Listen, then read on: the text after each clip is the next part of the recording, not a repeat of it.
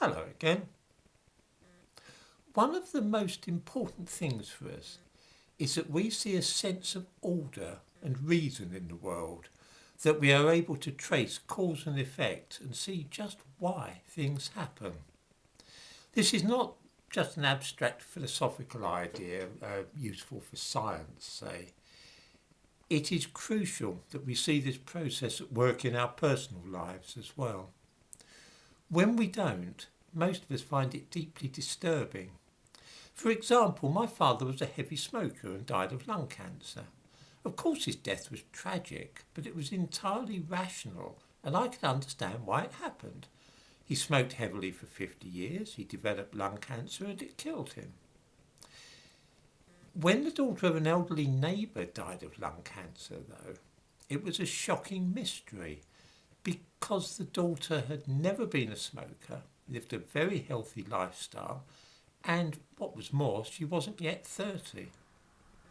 Her mother never stopped trying to unravel this puzzle, and it made the death far more difficult to deal with than if it had been possible to see a simple cause and effect link. Random death and misfortune make a nonsense of the world. We do up our seat belts, and that guards us against dying in road accidents. For the same reason we look both ways before we cross the road. We don't drink alcohol before driving.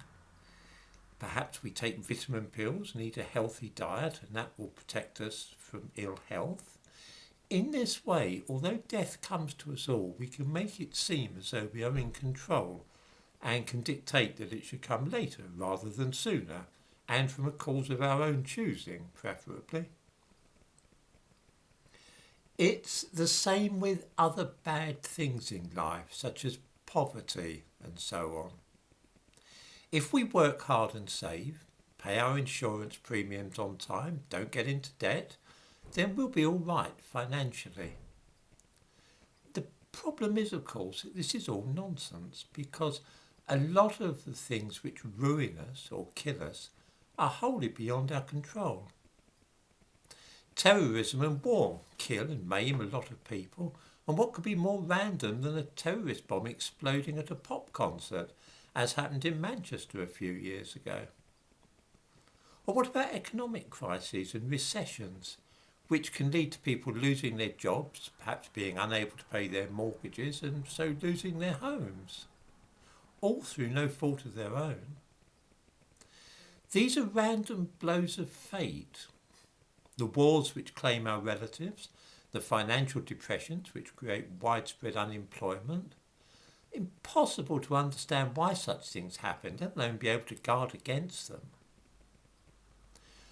What has all this got to do with the Rothschilds and other Jewish bankers, I hear you ask? It's very simple. Just as we can guard against lung cancer by not smoking or against diabetes by dieting, because we understand the underlying mechanisms by which these things work, just imagine if there was an overarching theory which would explain not only why our grandfather was killed in the Second World War, but also why our children have been made redundant from their jobs and are in danger of losing their houses.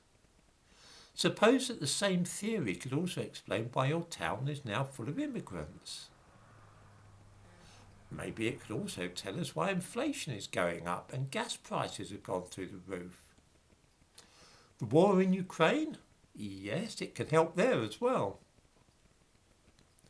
This is the wonderful thing about the idea that Jews control the world, usually via families such as the Rothschilds. It can explain all those seemingly random and disconnected problems which plague us.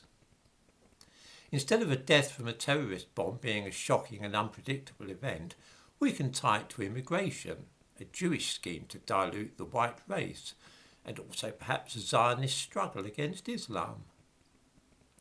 If I lose my job, that might be because immigrants have taken it, which is ultimately the Jews' fault, but perhaps it's due to a recession engineered and orchestrated by the Jews and people like the Rothschilds.